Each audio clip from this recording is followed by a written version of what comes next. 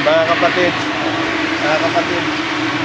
ang pagta-timing po nitong 4HF1, bukod doon sa injection pump, ganito po, pag magta-timing kayo ng sigunyal at saka camshaft, ito po, may marker yan dito. Dapat yan naka-surface dito. Tapat na tapat siya rito sa pinaka-labi ng cylinder head. Tapos, dito naman sa ayan, naka 8 degree. Yan.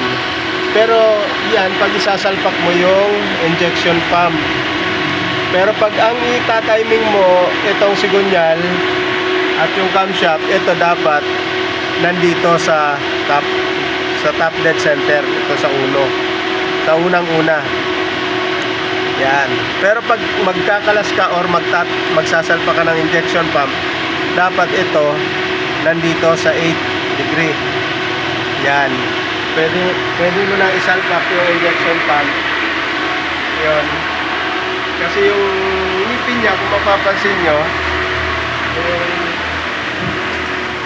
pa-slice. Hindi siya kagaya ng injection pump na diretso lang.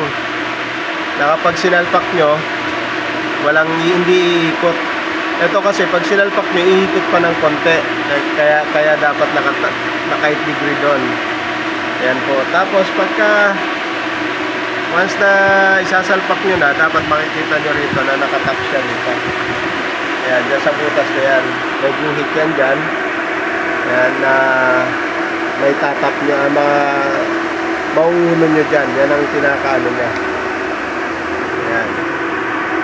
Ayan, salamat po mga kapatid. Yan lang po sa ngayon ang aming i-share ni kapatid na Louie.